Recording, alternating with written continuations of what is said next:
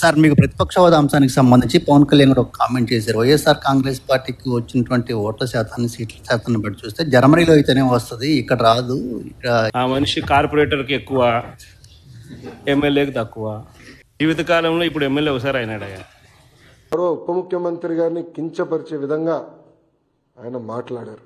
ఆయన మాజీ ముఖ్యమంత్రి జగన్మోహన్ రెడ్డి గారు ఒకసారి ఆలోచించారు. మొన్న ఎన్నికల్లో ఆయనకు వచ్చిన మెజారిటీ ఎంత, గౌరవ ఉప ముఖ్యమంత్రి గారికి వచ్చిన మెజారిటీ ఎంత.